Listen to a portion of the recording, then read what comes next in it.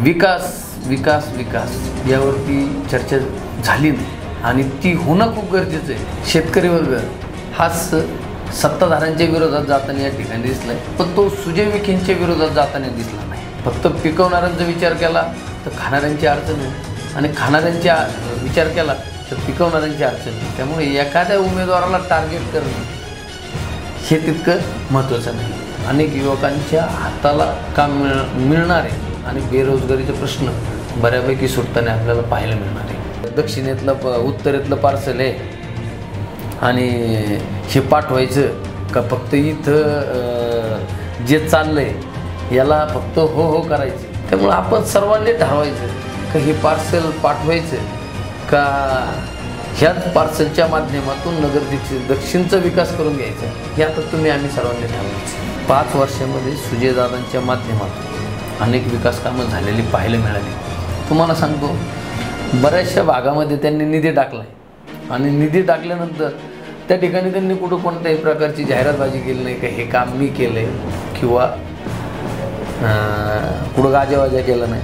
ही सगळ्यात मोठी मी सांगेन की 100% त्यांची ती चूक झाली, कारण की त्या ठिकाणी त्यांनी हे सांगायला पाहिजे होतं की बाबा रे हे काम मी केलं आहे। त्या ठिकाणी जाऊन जर समजा एक 100 रुपयाचे 200 रुपयाचे नारळ नेले असते, त्या भागातले कार्यकर्ते बोलवले असते, त्या भागातले 2 नेते बोलले असते, त्या ठिकाणी नारळ फोडला असता, लोकांना पण कळालं असतं तर नक्कीच हे सुजयदादांच्या माध्यमातून हे मंजूर झालेले आहे। मी तरी म्हणत की त्यांची मोठी चूक झाली तर त्या ठिकाणी त्यांनी दाखवून द्यायला पाहिजे होतं का या ठिकाणी मी नारळ फोडला आहे आणि हे काम मी पूर्ण केलं, पण कोणत्याही प्रकारचा गर्व नाही। नमस्कार, मी सलोनी खिंडारी। न्यूज टुडे 24च्या बोल बिनधास्त या कार्यक्रमात सर्व प्रेक्षकांचं स्वागत। लोकसभा निवडणुका पार पडल्या असून यावर्षी निवडणुका ह्या कोणत्या मुद्द्यावर पार पडल्या आणि कशा प्रकारे पार पडल्या याच प्रश्नांची उत्तरं जाणून घेण्यासाठी आज आपल्यासोबत माजी स्थायी समिती सभापती मनोज कोतकरजी आपल्यासोबत उपस्थित आहेत। आपण त्यांच्याशी याच मुद्द्यावर चर्चा करणार आहोत। तर नमस्कार सर, स्वागत आपलं बोल बिनधास्त या कार्यक्रमात। सर मला सांगा की या वर्षीच्या ज्या निवडणुका होत्या या कोणत्या मुद्द्याला धरून पार पडल्या? नगर दक्षिण विधानसभा लोकसभा मतदारसंघामध्ये गेल्या 13 मेला इलेक्शन झालं आणि या इलेक्शनना शेतकऱ्यांनी दूध असन कांदा असन याच्या हमी भावासाठी त्या ठिकाणी हा एक मुद्दा गाजला आणि त्याचबरोबर मराठा आरक्षण हा एक मुद्दा त्या ठिकाणी गाजला। पण या ठिकाणी हे मुद्दे गाजत असताना विकासाकडे कुणी विकासाचा मुद्दा घेऊन असं आवाज उठवून विकासावरती बोलण्याला या ठिकाणी पाहायला मिळत नाही। पण इथून पुढच्या काळामध्ये ज्या काही इलेक्शन असतील त्या इलेक्शनना विकासाच्या मुद्द्यावरती इलेक्शन होणं अत्यंत गरजेचं आहे। त्याचं कारण असं आहे की इथून मागच्या काळामध्ये विकास विकास विकास यावरती चर्चा झाली नाही आणि ती होणं खूप गरजेचं आहे। त्याचं कारण असं आहे की जर विकास झाला, विकास म्हणजे उदाहरणार्थ रस्ते असतील, नवीन उड्डाणपूल असेल, हे जर झाले तर शहरात बाकीचे व्यावसायिक असतील किंवा बाकीचे उद्योजक असतील ते शहराच्या दिशेने म्हणा किंवा जिल्ह्याच्या दिशेने आलेला आपल्याला या ठिकाणी पाहायला मिळते। त्यासाठी तर विकासाच्या मुद्द्यावरती इलेक्शन होणं गरजेचं होतं आणि ते झालेलं या ठिकाणी पाहायला मिळालं नाही। बरं, शेतीमालाला हमीभाव भेटावा यासाठी शेतकरी वर्ग हा कोणाच्या बाजूने गेला असेल? नक्कीच शेतकरी वर्ग हाच सत्ताधाऱ्यांच्या विरोधात जाताना या ठिकाणी दिसलाय, पण तो सुजय विखेंच्या विरोधात जाताना दिसला नाही। या ठिकाणी नक्कीच जो कांद्याचा विषय असेल, दुधाचा विषय असेल, पण शेतकऱ्यांनी एक गोष्ट या ठिकाणी आवर्जून लक्षात घ्यायला पाहिजे की इथून मागच्या काळात देखील त्या ठिकाणी अनेक शेतकऱ्यांनी कांदा पीक काय फक्त ह्याच वर्षी घेतला किंवा मागच्याच वर्षी घेतला असं काही विषय नाही। आणि एकटा खासदार हा फक्त कांद्यावरती किंवा दुधावरती आवाज उठून फक्त तो प्रश्न सुटन असं नाही। त्याचं कारण असं आहे की ज्यावेळेस कांद्याचा दुधाचा विषय निघतो हा केंद्रात असन राज्यात असन त्या ठिकाणी तो मांडला जातो आणि मांडल्यानंतर सर्वांच्या संमतीने त्या ठिकाणी तो विषय हाताळला जातो.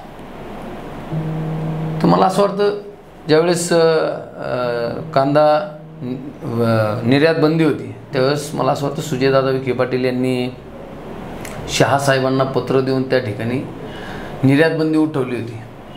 पण आता जसं केंद्राला ज्यावेळेस सत्ता चालवायची जसं ते इकडे सुजयदादांनी पत्र दिलं का निर्यात बंदी उठवा, त्या ठिकाणी त्याचप्रमाणे केंद्राने काय विचार केला असेल तो काय या ठिकाणी आपल्याला सांगता येत नाही. पण त्या ठिकाणी एक गोष्ट अशी आहे, एक पिकवणारा आणि खाणारा असे दोन वर्ग आहेत. तर जर समजा त्या ठिकाणी जर त्यांनी विचार केला असेल का नक्कीच या ठिकाणी फक्त पिकवणाऱ्यांचा विचार केला तर खाणाऱ्यांची अडचण होईल आणि खाणाऱ्यांचा विचार केला तर पिकवणाऱ्यांची अडचण होईल. या पद्धतीने हा विषय त्या ठिकाणी हाताळला गेला आहे. पण मला असं वाटतं इथून मागच्या काळात देखील कधीही कांद्याला एवढा म्हणजे भाव आला आहे आणि शेतकरी सुखावला आहे आत्तापर्यंत काही दिसलं नाही. शेतकरी राजा हा बिचारा कायम कष्ट करतो आणि यांना हमी भाव मिळणं अत्यंत गरजेचं आहे. या ठिकाणी इलेक्शन जरी झालं असलं तर पुढच्या काळामध्ये शेतकऱ्यांकडं केंद्र सरकारने असेल किंवा राज्य सरकारने असेल या ठिकाणी बारीक लक्ष देणं गरजेचं आहे की कारण की शेतकऱ्यांनी सत्ता एकाची आली का विरोधकांनी फक्त शेतकऱ्यांबरोबर जायचं आणि आवाज उठवायचा आणि सत्ता जरी विरोधकांकडे जरी आली तर त्यावेळेस देखील त्यांनी देखील कोणत्याही प्रकारचं काम त्या ठिकाणी केलेलं इथून मागच्या काळात आम्हाला आपल्या सगळ्यांना पाहायला मिळालं नाही. नक्कीच शेतकऱ्यांच्या कांद्याला असन दुधाला असन तुरीला असन प्रत्येक मालाला हमी भाव भेटणं गरजेचं आहे. त्याचं कारण असं आहे की 24 तास अहोरात्र शेतकरी हा काम करत असतो. पण एक गोष्ट आवर्जून पाहिली पाहिजे की 10 वर्षापूर्वी शेतकऱ्याला रात्री अपरात्री दाऱ्याला जावं लागायचं.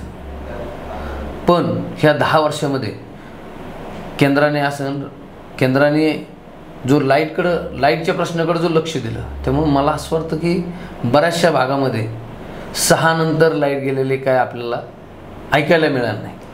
त्यामुळं इथून पुढच्या काळात शेतकरी हा सुकवण्यासाठी केंद्राने त्याकडे लक्ष दिलं पाहिजे आणि शेतकऱ्यांनी देखील हा केंद्राचा विषय एकट्या उमेदवाराचा विषय नाही. त्यामुळे एखाद्या उमेदवाराला टार्गेट करणं हे तितकं महत्त्वाचं नाही. बरं, राज्यात गेल्या 10 वर्षांपासून भाजपची सत्ता आहे तरी देखील बेरोजगारी हा मुद्दा मोठा प्रश्न मानला जातो. तर यावर काय सांगणार? खासदार डॉक्टर सुजय विखे पाटील यांनी नगर शहरातली नगर जिल्ह्यातली बेरोजगारी दूर व्हावी यासाठी काही प्रयत्न केलेत का? नक्कीच त्यांनी नगर जिल्ह्यामध्ये नगर दक्षिण जिल्ह्यामध्ये जवळजवळ 3 ठिकाणी MIDC मंजूर करण्याचं काम या ठिकाणी करून घेतलं आहे आणि लवकरच या MIDCमध्ये कंपनीचे देखील कामं चालू होणार आहे आणि यामुळं फक्त नगर शहरातीलच नाही तर नगर जिल्ह्यातील अनेक युवकांच्या हाताला काम मिळणं त्या ठिकाणी शक्य होणार आहे. त्यामुळं जो बेरोजगारीचा जो विषय तो त्या ठिकाणी सुटताना आपल्याला पाहायला मिळेल. आता तुम्ही म्हणता की खासदार 5 वर्ष होते. मला असं वाटतं 5 वर्षातले 2.5 वर्ष त्यांचे कोविड काळात गेले आणि कोविड काळामध्ये आपण आपल्या घरापासून पाहिलं घर चालवताना अनेक अडचणी येत होत्या. तर त्या ठिकाणी या ठिकाणी केंद्राला देखील अनेक अडचणी या ठिकाणी आपल्याला आलेल्या पाहायला मिळाल्या. त्यामुळे पुढच्या काळामध्ये ह्या MIDC उभा राहिल्यानंतर अनेक युवकांच्या हाताला काम मिळणार आहे आणि बेरोजगारीचा प्रश्न बऱ्यापैकी सुटताना आपल्याला पाहायला मिळणार आहे.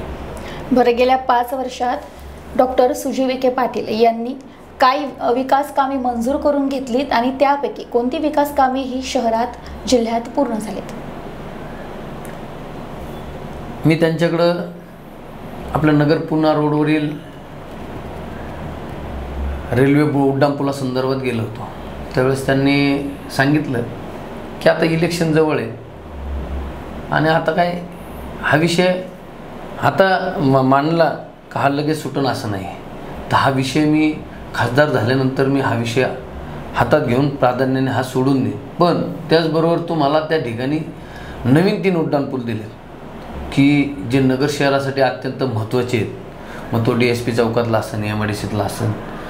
आणि नक्कीच ते उड्डाणपूल अत्यंत गरजेचे आहेत की उद्याच्या काळामध्ये जी नगर शहरात जी थोडीफार ट्रॅफिक होती बऱ्यापैकी हा उड्डाणपूल झाल्यानंतर कमी झाली आणि हा पुढचा उड्डाणपूल झाल्यानंतर त्या ठिकाणी ते कमी होईल. त्यामुळं हे 3 उड्डाणपूल करणं त्यांच्या म्हणजे त्यांनी आता आपल्या DSP चौकातला उड्डाणपुलाचं कामाचे पण ते पाहणी वगैरे झालेली आहे. ते काम देखील लवकर सुरू होणार आहे. त्याचबरोबर त्यांना मी नगर पुणे रेल्वे संदर्भात पत्र दिलं होतं. खासदार कसा असावा की कोणत्याही प्रकारची जाहिरातबाजी न करता, तुम्हाला सांगतो मॅडम, ते रेल्वे स्टेशनला आले आणि रेल्वे स्टेशनवरून स्वतः नगर ते दौंड या रेल्वेने प्रवास केला आणि किती वेळा ती रेल्वे त्या ठिकाणी दौंडला पोहोचती हे म्हणजे त्या ठिकाणी त्यांनी स्वतः प्रवास करून ते पाहिलं आहे. पण कुठंही त्याची जाहिरातबाजी किंवा कुठं त्याचं फोटो सेशन हे कुठंही केलं नाही. या गोष्टीला मी स्वतः साक्षीदार आहेत का त्यांनी नगरपासून तर दौंडपर्यंत प्रवास करून पाहिला आणि नगर पुणे रेल्वेसाठी त्यांचा पाठपुरावा चालू आहे हे मी स्वतः पाहिलेलं आहे आणि अनुभवलेलं आहे. कारण की त्याचं पत्रच खासदार साहेबांना मी स्वतः दिलं होतं आणि त्याचा पाठपुरावाच मी करतो आहे. त्या संदर्भात जी नगर आष्टी जी रेल्वे चालू झालेली तर ती रेल्वे तिची एक ट्रिप नगर आष्टी आणि तिथनं आल्यानंतर सकाळी ती गाडी जर समजा या ठिकाणी 6 वाजता आली तर 7 वाजता किंवा 7:30 वाजता नगर पुण्याला जाता येईल का यासाठी मी वेळोवेळी अनेक अधिकाऱ्यांबरोबर त्यांनी जी चर्चा केली ती मी पाहिलेली. त्यामुळं तो एक प्रश्न प्राधान्याने ते सोडवताना त्या ठिकाणी मी पाहिला आहे. बरं, काही विरोधकांचं म्हणणं असं आहे की उत्तरेचं पार्सल हे आम्ही उत्तरेतच पाठवून देऊ, तर त्यावर काय सांगणार तुम्ही? नक्कीच आता हे जनतेने ठरवायचं आहे की नगर दक्षिण हे परत पुन्हा 15 वर्ष मागं न्यायचं का जे विकासाच्या दिशेने सुसाट सुटलेल्या सुजय विखेंना परत खासदार करायचं. हे आता ज्या 13 मेला जे आपलं इलेक्शन झालं आहे त्या पेटीमध्ये ते सगळ्यांची मतं हे बंद झालेले. त्यामुळं हे नागरिकांनी आणि मतदारांनी ठरवायचं की आपल्याला हे पार्सल फायद्याचं आहे का तोट्याचं आहे. मी सुजयदादांना जवळून पाहिलं की स्वतः म्हणजे राजकारणाच्या बाहेर जर राहिलं तर स्वतः खूप मोठ्या म्हणजे स्वतः आपण जे आपल्या याच्यात म्हणतो की एखाद्या व्यक्तीने हे सगळं सोडून दिलं तर खूप मजा आजा करते, तर त्यातली ती व्यक्ती आहे. आणि ते जो तुम्ही म्हटले की ते उत्तरेतलं पार्सल पाठवायचं तर उद्या हेलिकॉप्टर ज्यावेळेस नगर शहरातून असं नगर जिल्ह्यातून ज्यावेळेस आपल्याला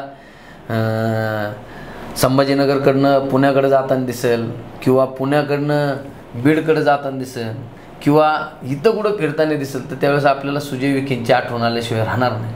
सुजय विखे फक्त हेलिकॉप्टरने फिरले नाही तर फिरत असताना वेळ वाचवण्यासाठी आणि तो वेळ आता आपण बरेच जण म्हणतात की सुजय विखे भेटत नाहीत, त्यांचे PNना भेटावं लागतं मग ते सुजय विखेंना.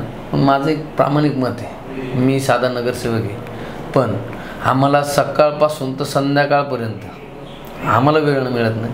ते आमदार असतील खासदार असतील यांच्याकडे जे प्रश्न आहेत. आता आजची परिस्थिती अशी झाली का ड्रेनेजचा प्रश्न असेल किंवा पाण्याचा टँकरचा प्रश्न असेल. मी माझी गोष्ट तुम्हाला सांगतो की माझ्या भागातील एका नागरिकांनी खासदारांच्या PAला फोन केला का तेवढा आम्हाला पाण्याचा टँकर द्या. मग आपण नागरिकांनी देखील ही गोष्ट समजून घेतली पाहिजे की आपलं नगरसेवकाकडे कोणतं काम आहे, आमदाराकडे कोणतं काम आहे आणि खासदारांकडे कोणतं काम आहे. खासदार जर आपल्याला फक्त इथं गल्लोगल्ली गावागावात भेटत बसले ते जे प्रश्न सोडवणं गरजेचं आहे ते तुम्हाला जोपर्यंत ते दिल्लीत जात नाहीत, तिथं बसत नाहीत, 4 ठिकाणी पत्र देत नाहीत तोपर्यंत तो प्रश्न सुटू शकत नाही. हे या ठिकाणी आम्ही आमच्या छोट्याशा पदावरून आम्ही लक्षात घेतो की आम्हाला देखील साधा एक रस्ता करायचा असेल तर 10 वेळेस महानगरपालिकेत जावं लागतं, 10 वेळेस महापौर साहेब असतील, उपमहापौर साहेब असतील, आयुक्त साहेब असतील, या सगळ्यांचा त्या ठिकाणी पाठपुरावा करावा लागतो. आणि हे करत असताना ज्यावेळेस त्यांना निधी वाटायचा तर त्यावेळेस त्यांना देखील सगळ्या भागातील नगरसेवकांना जसा निधी वाटावा लागतो त्याचप्रमाणे आमदार असतील खासदार असतील त्या ठिकाणी त्यांना तो निधी मिळत असतो. पण एक गोष्ट आवर्जून या ठिकाणी सांगू वाटते की सुजयदादा खासदार झाल्यानंतर एक गोष्ट आवर्जून असं आपण सगळ्यांनीच पाहिलं आहे का एकावर एक फ्री म्हटलं तरी वावगं ठरणार नाही. ते खासदार आहेत तर त्यांचे वडील नगर जिल्ह्याचे पालकमंत्री आहेत आणि त्या पालकमंत्र्यांच्या माध्यमातून असं यांच्या खासदारकीच्या माध्यमातून अनेक विकास कामं करण्याचं काम या ठिकाणी खासदार साहेबांच्या माध्यमातून झालं. आता एक छोटंसं उदाहरण सांगायचं म्हणजे नगर शहरामध्ये सर्वपक्षीय लोकांना सुजय विखे पाटलांनी निधी देण्याचं काम केलेलं आम्ही पाहिले आणि ते काम म्हणजे त्याचा आकडा जर या ठिकाणी सांगायचं ठरलं तर जवळजवळ 35 कोटी रुपये फक्त या नगर शहरातील विकासासाठी आले. मला सांगा नगर शहराच्या विकासासाठी जर 35 कोटी रुपये दिले असतील तर असे अनेक तालुके आहेत अनेक गावं आहेत त्या ठिकाणी पालकमंत्र्यांच्या माध्यमातून असेल खासदारांच्या माध्यमातून असतील तर ते त्या ठिकाणी विकास निधी आलेला या ठिकाणी आपल्याला पाहायला मिळतो. पण एक गोष्ट त्याची पण पुढची सांगावीशी वाटते का एवढा मोठा निधी टाकून देखील कोणत्याही प्रकारचा अट्टहास नाही का ते उद्घाटन करायला मी येणार आहे आणि ते उद्घाटन माझ्याच हस्ते झालं पाहिजे. काम मंजूर झालं बाबांना फक्त त्या ठिकाणी उभं राहून ते काम क्वालिटीचं करून घ्या हे सांगण्याचं काम खासदार साहेबांच्या माध्यमातून झालं आहे आणि ते बऱ्याचशा ठिकाणी त्याचे काम देखील चालू आहे हे तुम्ही आम्ही सगळेजण पाहतो. आणि हे खासदार जर आपल्याला पुन्हा मिळाले तर मला असं वाटतं ते तर खासदार होणार आहे त्यात काही शंका नाही. पण ते खासदार झाले का त्यांचे वडील हे परत आमदार होत असतील ते सत्तेत राहत असतील ते पुन्हा नगरचे पालकमंत्री होण्यासाठी प्रयत्न करत असतील पालकमंत्री पण होत असतील आणि ह्या माध्यमातून आपल्याला नगर जिल्ह्याचा विकास करताना ही मंडळी आपल्याला पाहायला मिळणार आहे. त्याच्यामुळे आपण ठरवायचं आता की हे दक्षिणेतलं उत्तरेतलं पार्सल आहे आणि हे पाठवायचं का फक्त इथं जे चाललं आहे याला फक्त हो हो करायचं. आणि हे जर केलं तर मला असं वाटतं की आपण उद्याची पिढीला आपण मागं खेचतोय.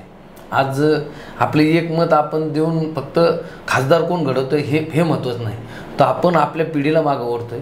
सुजयदादा जर खासदार झाले मॅडम मी त्या व्यक्तीला जवळून पाहिला त्यांचा माझा अल्पशा परिचय त्यांचा माझा फक्त एक 5-5.5 वर्षाचा परिचय. त्या 5-5.5 वर्षाच्या याच्यामध्ये मी पाहिलं की कोणत्याही प्रकारचा गर्व नाही.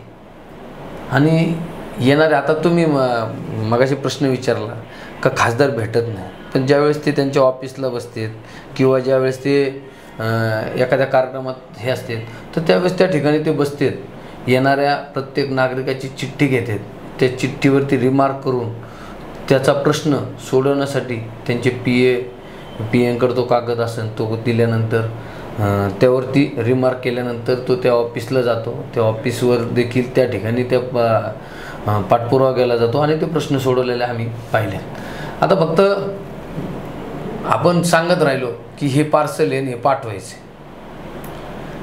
पण या ठिकाणी एक गोष्ट आवर्जून सांगत की ज्यावेळेस एखाद्या मोठ्या पुढाऱ्यापाशी जाऊन बसायचं असतं एखाद्या पुढाऱ्याकडून एखादा प्रश्न सोडून आणायचा असतो त्यावेळेस तुम्ही किती कॅपेबल आहेत हे पण तितकं महत्त्वाचं आहे. कॅपेबल म्हणण्याचा अर्थ असा की कसं असतं शेवटी मी एखादं काम घेऊन एखाद्या पुढाऱ्याकडे जाण्यात आणि एखाद्या पुढाऱ्याचं पोरगं एखाद्या ते काम घेऊन जाण्यात खूप फरक पडतो. कारण की कसं असतं जे मोठाले जे आत्तापर्यंत जे राहिलेले जे पुढारी ते प्रत्येकाचे पक्षविरहित असतील पक्षातले असतील यांचे संबंध आपल्याला पाहायला मिळाले आणि मग ते त्या ठिकाणी गेल्यानंतर हे राधाकृष्ण विखे पाटलांचे चिरंजीवी किंवा स्वर्गीय बाळासाहेब विखे पाटलांचे नातू आहेत तर त्यावेळेस जे कामाला वर्ष लागणार 6 महिने लागणार ते काम त्या ठिकाणी 2 महिन्यात झालेलं पाहायला मिळाले. आता ज्यावेळेस खासदार साहेबांना हे करायचे का दिलीप गांधी साहेबांनी तो मंजूर करून आणला मी तुम्हाला सांगतो का त्यानंतर त्यांनी हे 3 पूल मंजूर करून आणले आणि मंजूर करून आणले आणि त्याचं काम मला असं वाटतं हे आचारसंहिता संपल्यानंतर त्या ठिकाणी सुरुवात होणार आहे. त्यामुळे आपण सर्वांनी ठरवायचं का हे पार्सल पाठवायचं का ह्याच पार्सलच्या माध्यमातून नगर दक्षिणचा विकास करून घ्यायचा आहे, हे आता आम्ही सर्वांनी ठरवायचं. बरं, जसं की आता तुम्ही सांगितलं की ही अफवा आहे की खासदार सुजय विखे पाटील हे नागरिकांना भेटत नाहीत, तर या अफवेचा प्रतिस्पर्धी उमेदवारांनी फायदा करून घेतलाय का?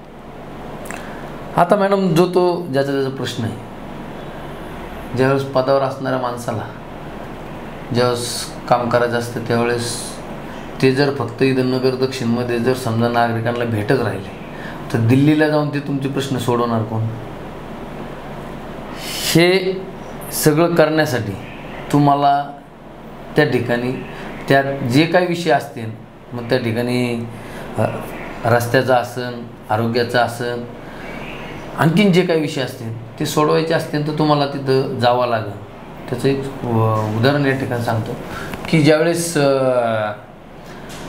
नगर दक्षिणमध्ये ज्यावेळेस वयोवृद्ध माणसांसाठी वयोश्री योजना त्यांनी आणली, तर मला असं वाटतं का, म्हणजे मला तर माहिती आहे पण तरी असं वाटतं की नगर जिल्ह्याचा नंबर हा देशात पहिला आहे का ज्या ठिकाणी जे वयोश्री योजनेतून अनेकांना, म्हणजे ज्येष्ठ नागरिकांना कोणाला काठी पाहिजे असेल, कुबड्या पाहिजे असेल, चष्मा पाहिजे असेल, हे देण्याचं काम या ठिकाणी या श्रावण बाळाने प्रामाणिकपणे केलेलं आम्ही पाहिलं. त्याचं एक उदाहरण सांगायचं म्हणजे ज्यावेळेस ते आमच्या भागामध्ये ज्यावेळेस ते काठ्या कुबड्या त्या सायकली याचं वाटप करायचं होतं, तर त्यावेळेस आम्ही त्या ठिकाणी गेल्यानंतर पाहिलं की याच्यावरती कोणत्याही प्रकारचं कुठंही सुजयदादा विखे पाटलांचं नाव नाही. तर त्यावेळेस आम्ही त्या ठिकाणी स्टिकर बनवले आणि ते स्टिकर त्या पोरांना आमच्या मित्रपरिवारांना सांगितलं आपण त्या सायकलला लावूया. तर त्यावेळेस स्टिकर लावायचं काम चाललं होतं. त्याच पिरियडमध्ये सुजयदादा त्या ठिकाणी आले. तर ते म्हटले, हे काय करू राहिले? म्हटलं, दादा जे काम तुम्ही करताय त्या कामाची जाहिरात तर होणं गरजेचं आहे. त्यांनी सांगितलं, बाबा रे मी काय जाहिरातीची भानगडीत पडत नाही, जे मला करायचं मी ते प्रामाणिक काम त्या ठिकाणी करणार आहे. आणि त्या ठिकाणी ही जी वस्तू त्या आजीला असन आजोबांना असन, ही ज्यावेळेस गेल्यानंतर त्या ठिकाणी त्यांना जो आनंद होणार आहे हा तुझ्या माझ्या, म्हणजे ह्या शब्दात बोललं, तुझ्या माझ्या फोटोपेक्षा किंवा जाहिरातीपेक्षा खूप पटीने मोठा असणार आहे. मला त्यांचा आनंद पाहायचा आहे. ही मंजूर करण्यासाठी मला किती त्रास झाला, किती कष्ट करावे लागले हे फक्त मला माहिती आहे. आणि मी ते प्रामाणिकपणे काम केलं. हे वयोश्री योजना फक्त त्यांच्यासाठी आणली का जे आजी आजोबा आहेत का यांना समजा ज्या वस्तूंची आवश्यकता आहे तर ती देण्याचं काम मी तुमच्या सगळ्यांच्या मदतीने या ठिकाणी करू शकतो. त्या ठिकाणी दुसरी गोष्ट सांगायची म्हणजे जे अपंग आहेत, अंध आहेत, या मुलांना देखील सायकल वाटप असेल किंवा त्यांच्या ज्या गरजेच्या गोष्टी आहेत, मग ते कानातलं मशीन असेल, हे देण्याचं काम त्या ठिकाणी त्यांनी केलेलं पाहिलं आहे. त्यावेळेस देखील कुठल्याही प्रकारची जाहिरात ही त्यांनी केली नाही. आता आपण पाहतो की जगभरातून देशभरातून लोक आपल्या शिर्डी शिंगणापूरला देवस्थानला येत असतात. तर त्यावेळेस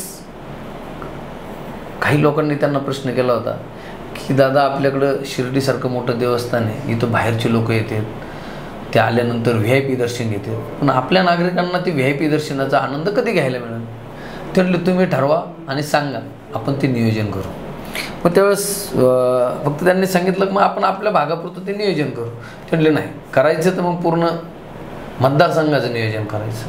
आणि ते ठरवल्यानंतर तुम्हाला सांगतो का त्यांनी शिर्डीला, आता आम्ही आमच्या भागातल्या महिलांना घेऊन त्या ठिकाणी गेलो होतो, तर ते पाहिलं तर अवघ्या 5 मिनिटामध्ये, म्हणजे ज्या ठिकाणी शिर्डी देवस्थानमध्ये 2-2, 4-4, 5-5 तास रांगेमध्ये लागतात, त्या ठिकाणी त्यांनी अवघ्या 5 मिनिटामध्ये आपल्या जिल्ह्यातल्या लोकांना, जे आपलं श्रद्धास्थान ज्या आपल्या जिल्ह्यामध्ये असलेल्या साईबाबांना असन, शनी शिंगणापूरला असन, अवघ्या 5 मिनिटामध्ये त्या ठिकाणी दर्शनात त्यांनी व्यवस्था करून दिली.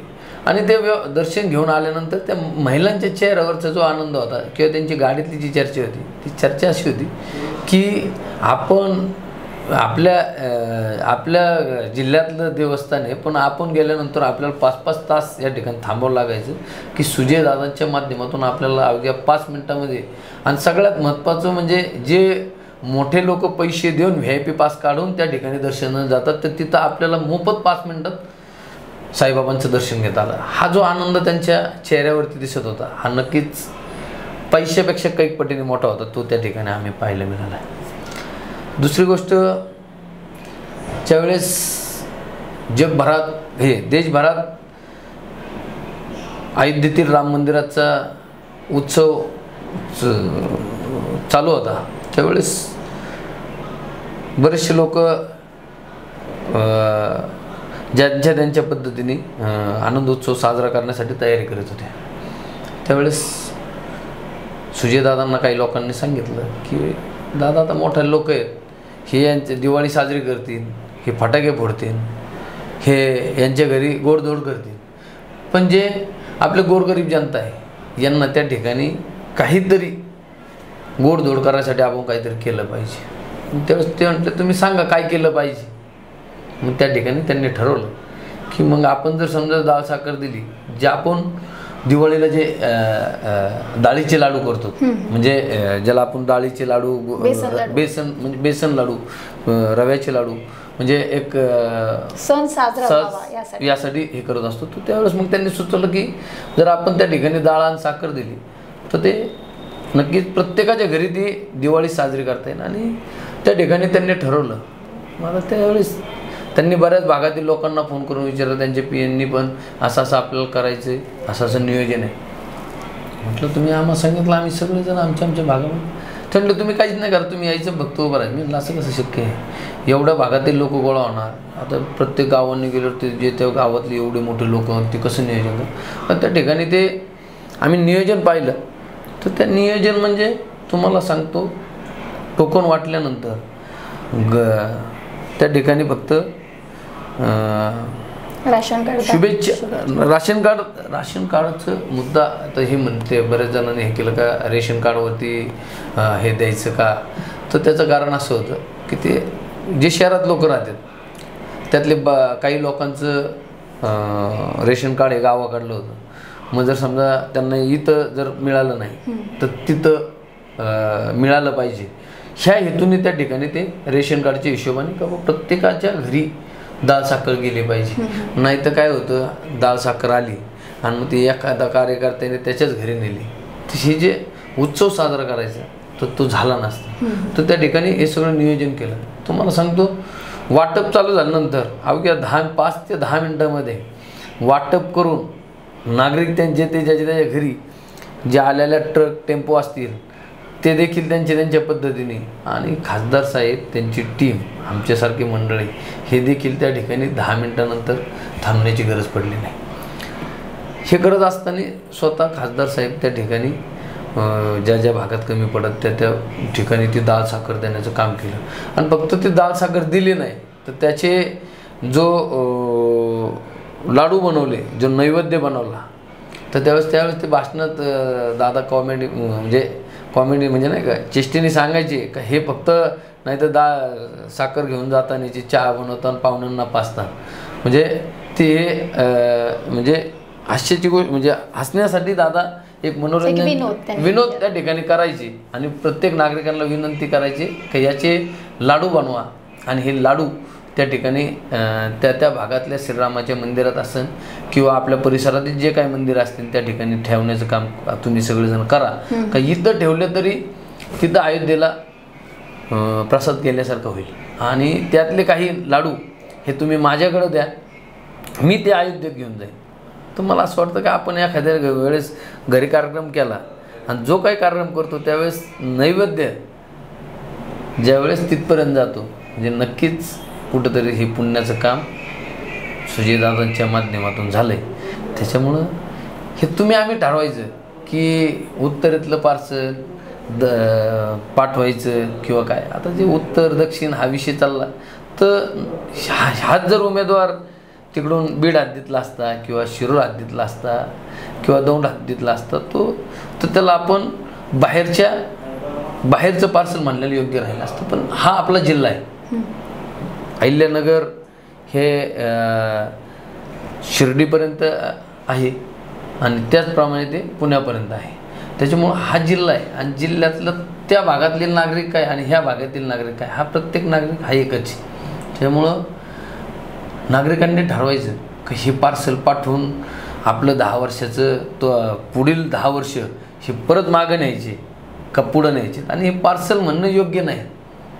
मी तुम्हाला जो मुद्दा सांगितला ना की ते काय जिल्ह्याच्या बाहेरचे नाही आहे, आपल्या जिल्ह्यातली एक व्यक्ती आहे आणि त्या व्यक्तीला जर आपण बाहेरचं पार्सल म्हणत असेल तर ते एकदम चुकीचं आहे. तर 5 वर्षामध्ये सुजयदादांच्या माध्यमातून अनेक विकास कामं झालेली पाहायला मिळाली. तुम्हाला सांगतो, बऱ्याचशा भागामध्ये त्यांनी निधी टाकला आहे आणि निधी टाकल्यानंतर त्या ठिकाणी त्यांनी कुठं कोणत्याही प्रकारची जाहिरातबाजी केली नाही का हे काम मी केलं आहे किंवा कुठं गाजावाजा केला नाही. ही सगळ्यात मोठी मी सांगेन की 100% त्यांची ती चूक झाली. कारण की त्या ठिकाणी त्यांनी हे सांगायला पाहिजे होतं की बाबा रे हे काम मी केलं आहे. त्या ठिकाणी जाऊन जर समजा एक 100 रुपयाचे 200 रुपयाचे नारळ नेले असते, त्या भागातले कार्यकर्ते बोलवले असते, त्या भागातले 2 नेते बोलले असते, त्या ठिकाणी नारळ फोडला असता, लोकांना पण कळालं असतं की नक्कीच हे सुजयदादांच्या माध्यमातून हे मंजूर झालेलं आहे. तर त्यांच्या नक्कीच जो विषय तुम्ही मांडला की ती एक मी तरी म्हणन की ती त्यांची मोठी चूक झाली. तर त्या ठिकाणी त्यांनी दाखवून द्यायला पाहिजे होतं का या ठिकाणी मी नारळ फोडला आहे आणि हे काम मी पूर्ण केलं आहे. पण कोणत्याही प्रकारचा गर्व नाही आणि कोणत्याही प्रकारची म्हणजे इच्छा म्हणजे हे नाही काय म्हणतो आपण त्याला की हे सगळं जे विकास कामं मी केलेत तर त्याचं नारळसुद्धा मीच फोडणार असं कोणताही अट्टहास त्या ठिकाणी सुजयदादांनी केलेला आपल्याला आम्हाला तरी पाहायला मिळालं. नक्कीच धन्यवाद सर. लोकसभा निवडणुकीत जे काही मुद्दे उपस्थित झाले होते त्याच विषयावर आपण आज चर्चा केली होती आणि अपेक्षित ते उत्तरे आपल्याला सरांनी दिलेली आहेत. अशाच काही मुद्द्यांवर आपण अजून काही चर्चा करणारच आहोत. त्यासाठी बोल बिनधास्त हा कार्यक्रम पाहत रहा.